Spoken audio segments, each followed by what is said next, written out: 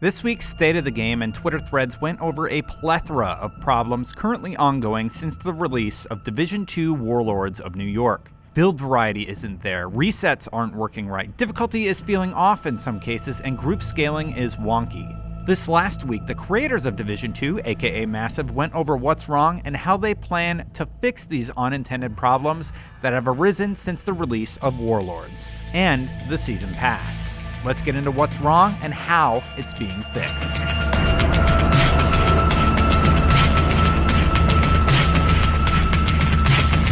Number 1, manhunts are kind of a mess. Prime target goals aren't progressing for some, and they went over how this is happening in great detail. Basically, if at any time you reset your global difficulty, it will reset your progress. On this, Massive said they intended for it to show the difficulty that it was completed on, but they're having a lot of issues with loading into and out of the world that's compounding the situation. On co-op, this is happening a lot, and they're working on getting more permissive, aka adding great or excessive freedom of behavior with the co-op rules for this type of situation. To avoid this issue with a co-op friend right now, note that if you join someone on a harder difficulty, you will gain progress. It's only when you join someone on a lower world difficulty that no gains are made. Directives are also changing if you fast travel or join a friend's game, and it should not do that. It should always say your own directives for your own world as long as you're the world owner.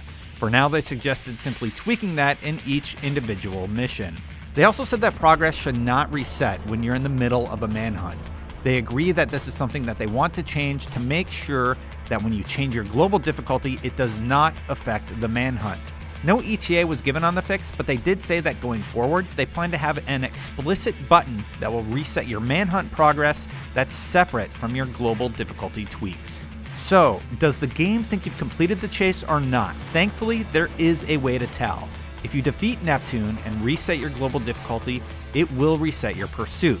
You can see this inside your interface as it will say replay underneath the enemy's name. If that target is in replay, it will not block your access to the next target, Jupiter, even if the UI says 0%. That's simply incorrect and noted as a bug. Another note was that there's no rush here. Every 3 weeks, a new target will be added to the world. The old ones will not go away, meaning that you can do them at any time you'd like, be that this week or near the end of the season. Any target that is in replay is considered as not blocking access to Jupiter. You also get a big chunk of XP each time you complete a name zone, so if you started on hard or normal, I'd recommend just finishing it out completely before moving forward. Number 2, generally speaking, the open world is also not working as intended according to Drew from Massive. They had planned for it to reset your world so that objectives could be replayed. They're looking into this and said the following: there are some things that need to be ironed out. It's an investigation, then action, then figuring out when they can put it in. As you may remember, back at launch, they said that the intention is that you can reset control points with a global difficulty change. They want it to be that the open world changes if you decide to change the difficulty, if an invasion comes in, or if a new target comes in and invades a named zone during a seasonal event. That's just not what's happening. Again, no word on a fix for this, so the best thing you can do is ensure you've completed everything you want to on one global difficulty before changing anything. Mainly I say that because of the manhunts, but really that whole system is really messy right now. They also touched on general enemy difficulty. This was a big topic, and I did my best to break it apart for clarity. They clarified that difficulty is, it's a big mess too. Some things are working well, but at higher difficulties, things are not in a wonderful place. NPCs are taking too many clips to kill, and they're also melting you almost instantly. To get into this, the team broke it down into a few categories. Let's look at each separately. So number 4, general difficulty balancing for normal, hard, challenging, heroic, and legendary is all intertwined with time to kill. On the PvE side, things are taking far too long to die. Hard mode is right about where they want it. It's not too far off, was the quote. Challenge, which they thought was in a good place, is overtuned in a few places. It was balanced for someone with a near perfect build. It limited players and has forced them to create all red, aka damage builds, resulting in less build diversity. This is not what they want. To address this problem, challenge will be adjusted downward, quote, moderately in terms of difficulty. It will not be as easy as it was in base Division 2 though, so don't expect a major nerf here. They said, and I agree, that no one wants to shoot an enemy with clip after clip and not have them die. That sucks, we know that. Inversely, the incoming damage is so high that you can't make a blue build and have it feel worthwhile. Both of these problems are being looked at. Mostly these notes are for solo play though. Here's what they said about co-op and how they change co-op is going to have an effect on the entire game. Number 5, co-op scaling mostly messes with armor and damage behind the scenes, and they admitted it's not working right. For context, in co-op, they can't just throw more enemies at you because of server limitations. Instead, they scale enemy damage output, and they also increase the amount of damage the NPCs can take. It mostly goes up for elites and named enemies. Currently, that's overtuned.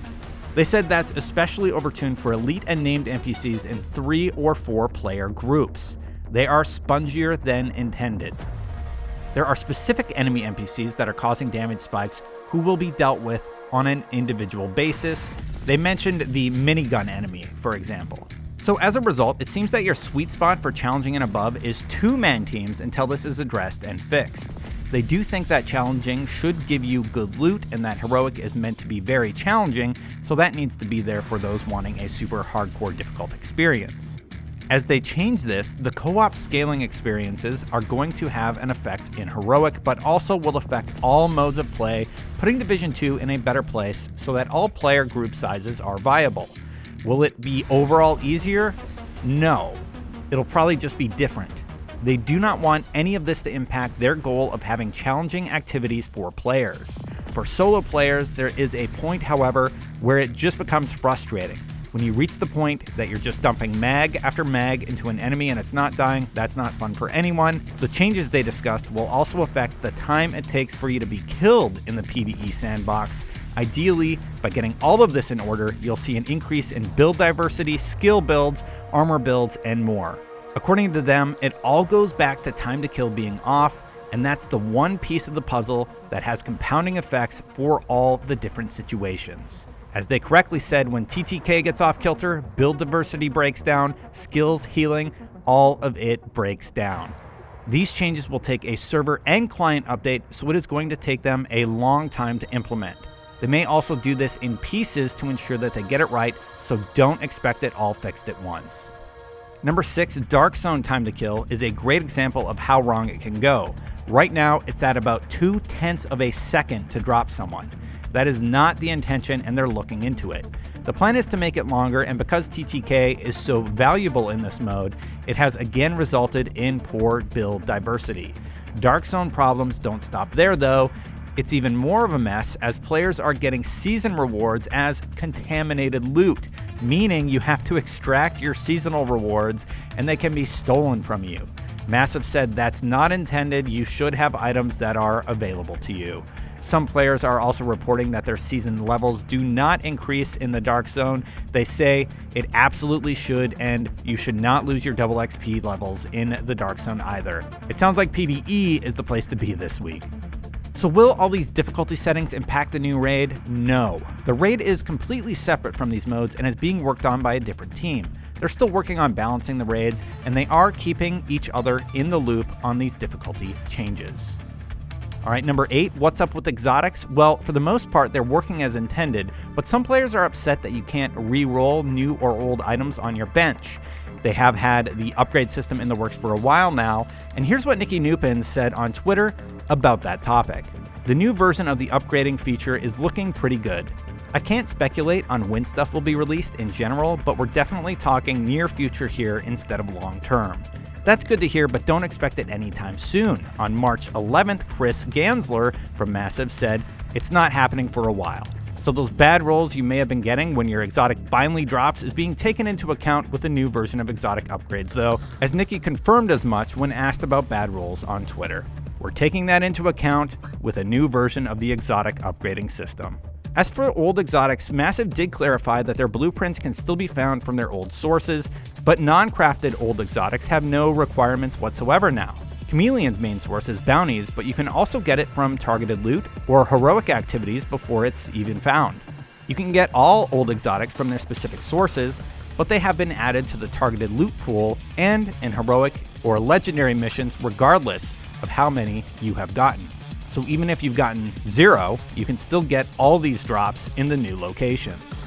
As for new exotics in Warlords versus the old ones, he says, if you found an exotic once, you know its source. You can find it through there again.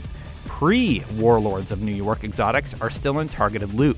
The exotic caches in Seasons are limited in quantity and do not contain the new Warlords of New York exotics either.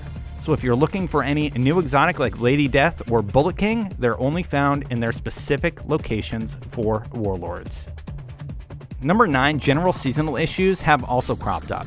There are also a ton of small issues that were addressed. There is an infinite loading problem they're looking at, which players are encountering in the Dark Zone. Matchmaking times are taking much longer than expected for PvP activities. Some bounties are appearing where they can't be completed, and some gear sets are not behaving as they should, which I see commenters saying includes my favorite, the Striker set. Sad face. The developers at Massive know they have their work cut out for them. Number 10, as I wrap all this up, there are a lot of good things going on. I don't want the entire video to seem doom and gloom, as I'm still having a blast in Division 2. The long and short of it is that Massive knows they have their work cut out for them.